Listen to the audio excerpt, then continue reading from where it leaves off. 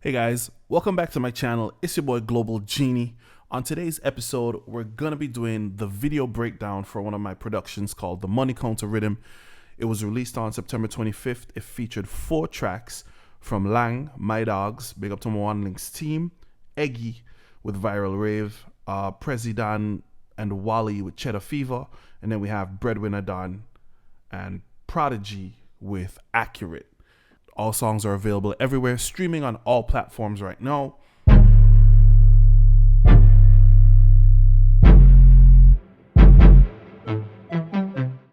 And here we have Logic Pro open.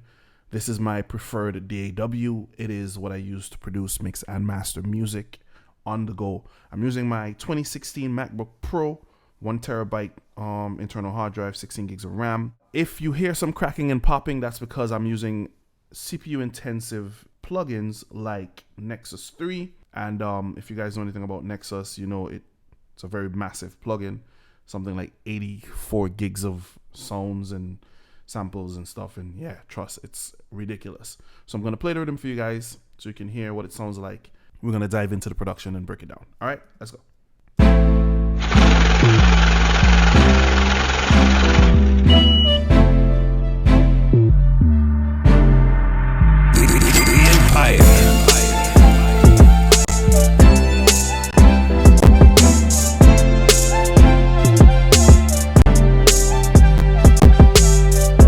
Yeah, sorry about that. That's probably as much as I'm going to get to play while recording with OBS, because OBS is just eating up all my processing to record this for you guys. So we're going to go in and we're going to listen to everything one by one. I started with the strumming, I believe. If not the strumming, it's the piano. So this should be up here. Yeah, I think I started with the pianos because I love to find my piano sounds. I'm using a patch out of Nexus called the Hollywood Pack. Piano Movie Score 3.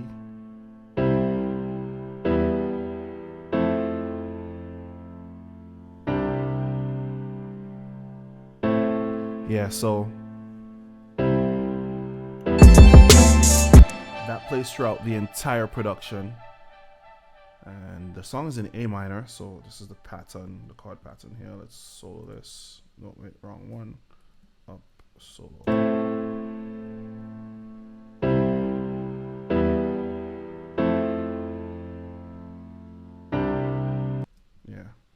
And then I layered that with a strum.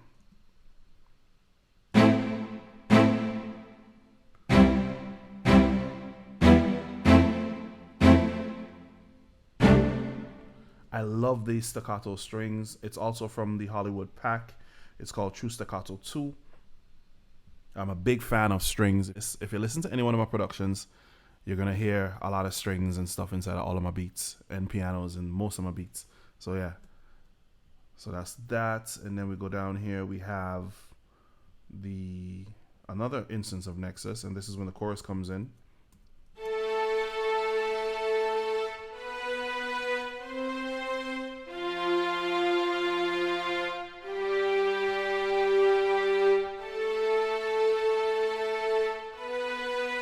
Now these are sustained strings, and it's from the same Hollywood Pack again. Now, if you pay attention to these, you'll notice they're different colors. That's because different velocities brings out a different emotion in the strings. So I tend to play with velocities a lot in my strings. To do that, you can just press A, and you can see right here. Oh, also guys, please learn your shortcuts. Shortcuts just help you when you're on the go, like you want to do something really quick. See, this is A. A does this, brings up velocity. E disappears the piano roll in Logic, you know, and S unsolos the channel that you have selected. You have your up and down arrows to move through the projects quickly. You can come out of the selections and stuff like that, and then you do that.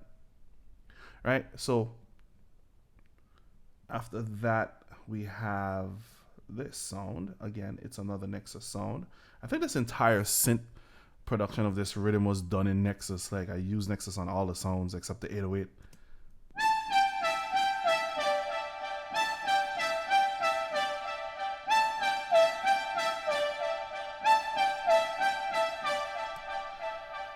Now, You hear that sound, right? Now, if you look at the channel here, you see I have an EQ on it. That's because it had a very harsh frequency around 734 hertz.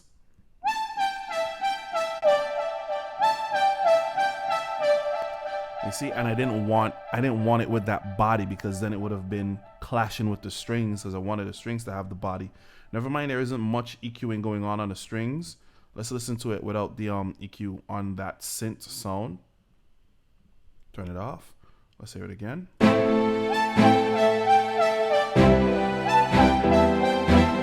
See, it's too muddy for my liking, so when you have that on, this is how it sounds.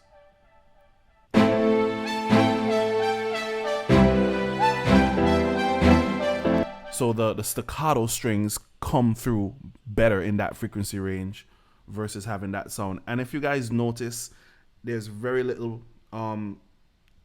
effects. See, one instance of a EQ, there's another EQ. I probably bypassed that because I duplicated the Nexus, the instance of Nexus. So let me see. Yeah, same EQ. So I duplicated to add another sound, and then I just bypassed the EQ. And here we have Stereo Savage. I really love this plugin. We'll get to that in a minute. Plate, reverb, H delay, and that's it. Like, yeah, there's a lot of thought that goes into how I select my sounds for my productions. I spend a lot of time searching for sounds that fit well together to make my productions sound unique. I don't want all my beats to sound the same. Never mind, I might use the piano and staccato strings a lot. It's still gonna sound different every beat, because there's some other instrument in there that's gonna be the accent instrument that you're not going to be really like, oh shit, that's different, you know what I mean? It's not going to make everything sound the same. So a cool trick I did in the ending of this phrase right here, excuse me, in the ending of this phrase, what I did here was I cut these last two notes off. So then you hear it again throughout the beat.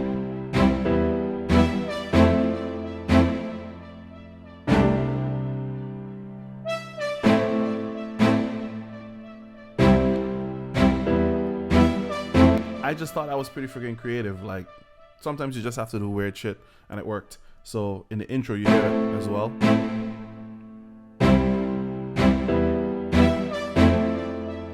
So freaking cool.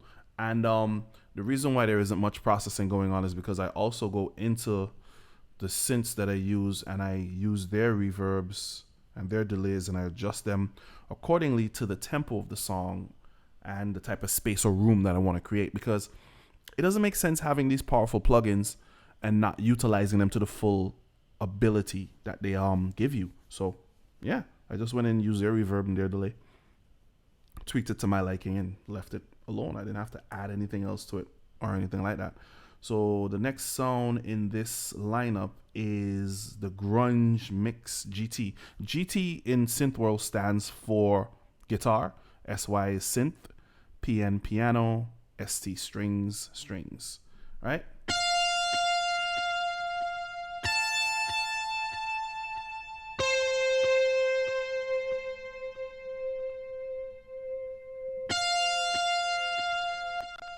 You hear that? As soon as I opened Nexus, it started to stress the laptop out, the CPU. Man, I tell you. Anyways, Grunge Mix, guitars, yeah. Again, Nexus, when I got Nexus 3, I was like, yo, I don't think I need another plugin, because my goodness, look at this. The amount of packs and banks that's inside of Nexus 3 right now is ridiculous. So I'm like, yo, and I have Omnisphere too. So I'm like, yo, I'm really good on sound. I just got the entire analog, not contact analog. What is that called again? One of the massive contact libraries. I just got it, and I was like, yo, I don't even have space for this right now. So I'm not even installing it. I have it on another hard drive saved in case I get a new machine in the future. So yeah, but for now, I'm kind of content with what I'm using, because I put a lot of thought into a lot of the sounds and synths that I have and the samples. So here we're moving on to the 808, which is one of my favorite sounds in this production. And it's the Q sampler.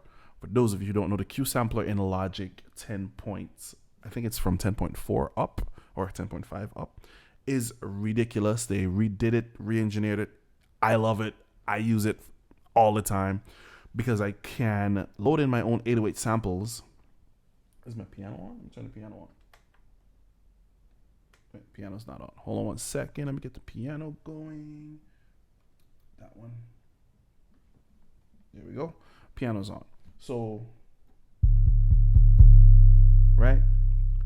You can load in your own samples. As you see, the 808.1, and it's a C note.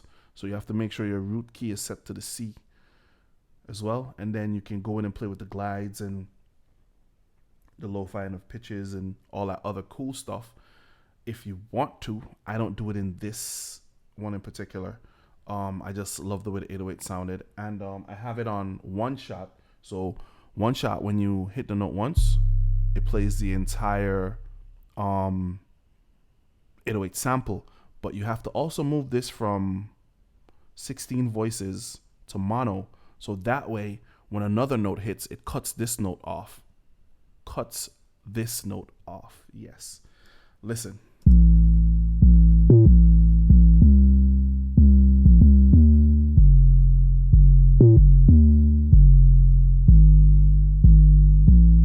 So you see the glide, it's it's just something that's pretty cool. I love 808 so much. So this is what it's doing. Let me see if I turn that to 16 voices, and let's see how it sounds. See? You hear the notes all bumbling up on one another. So you have to put this in mono when you're using the sampler to run your 808s. So we go back over here and press play again. Boom, boom, boom.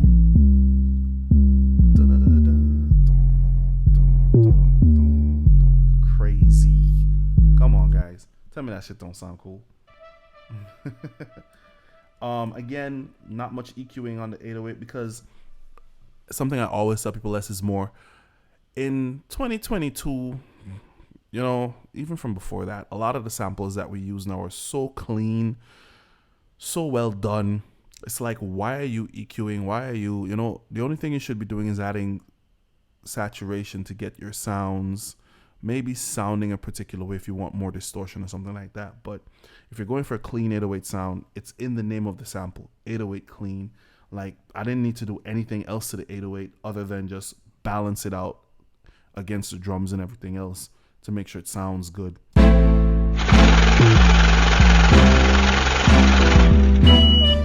Like, yeah.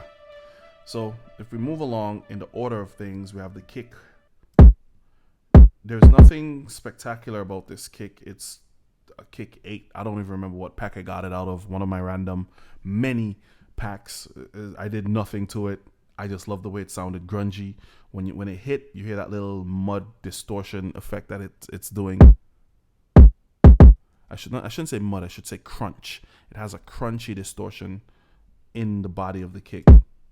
And then when you pair that with the 808, you have this.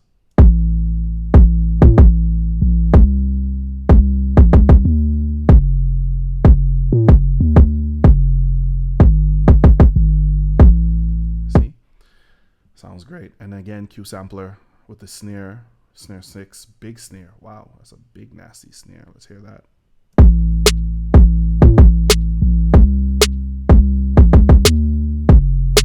Again, nothing happening on the snare. Yo, I'm such a minimalist right now. All I do is use my faders, like, and then when I'm mastering, I mix vocals differently than I mix my productions because, again, you know, some people might even have recorded with me, but fortunately, all of these vocals are recorded by me. So I EQ'd, compressed, and whatever. But when it comes to my productions, as long as it sounds good and it works, buddy, I not adding nothing else to it. So let's mute all of that. That's the snare. We have the hi-hats.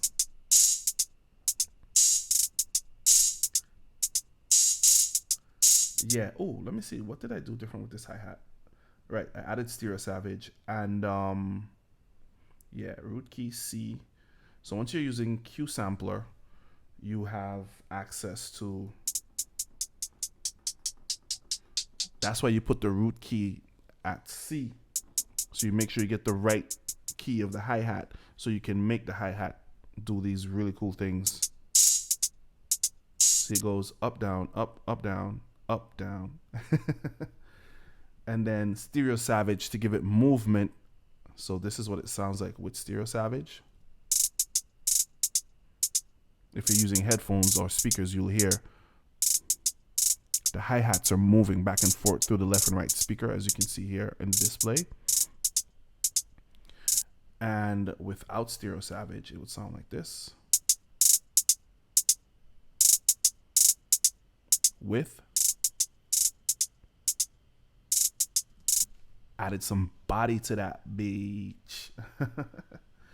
And that's followed by a riser. Oh, I have some effects on that riser. Yeah, see? A little bit of delay. Oh no, a little bit of reverb from my favorite reverb plugin, Plate. This is a very high-end reverb plugin that you... who made this? I can't remember who made this. Plate. Who does Plate?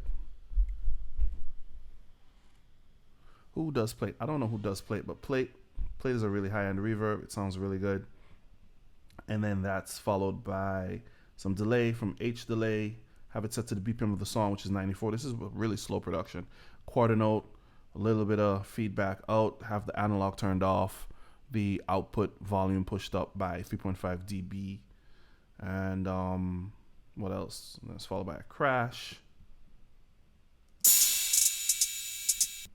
And in the intro as well, we have the Money Counter effect. This is where I got the name of the rhythm from, because one of the songs that was done on it was called Cheddar Fever, and by then I don't think I had a name for the rhythm. So I was like, what can I name this? And I was like, I love the Money Machine sound. And I was going to name it Money Machine Riddim, but then there's a rhythm called Money Machine Riddim. So I was like, what can I call it? I was like, Money Counter.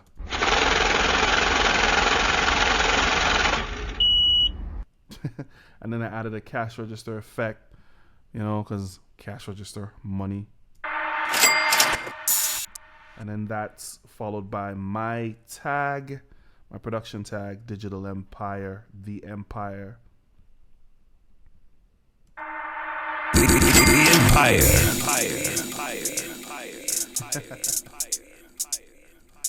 And that's it, guys. This limiter is a Tdr limiter. It's a very crazy limiter for mastering. This is what I put on at the end of my production so I can send the beats out to clients so they can hear it loud, because at the end of the day you don't want to send them out something that's low versus this, because it has a compressor, it has a high pass, high frequency limiter to add some clipping back to the production, peak limiter, and then your output limiter and your meters. It's a really, really great mastering limiter. So this is what I use to send out my beats. I put that on, make sure everything is balanced, and out the door they go to the clients. And yeah, that's it. There was nothing else. All I did was some chopping right here when the chorus came back in the second chorus. I love this drop. You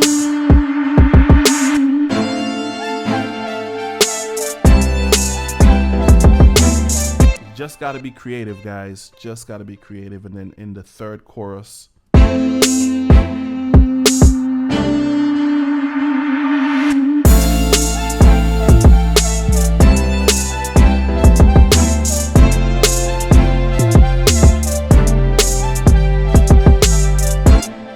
just got to be creative. All right, guys, so that brings us to the end of the production breakdown. I'm trying to keep it short and light. I just want you guys to see what goes on in my head when I'm producing my beats. As you can see, I'm a minimalist. I use a limited amount of synths as long as it sounds good, limited amount of drums. You don't have to do too much to have your production sounding good, guys. You just have to be creative with your production and your arrangements and stuff like that. This is the Money Counter Riddim production breakdown with your boy Global Genie. Remember to hit that like button, hit that subscribe button. Also ring the notification bell for more, to keep up to date with your boy. You understand? I got more production breakdowns coming. I got the Sima Riddim coming. I also have the One Journey Riddim coming. Some new productions coming as well. Keep your ears out for that. Thank you guys for watching. Global Genie. Follow me on everything at Global Genie. Remember, 2022. DJ G.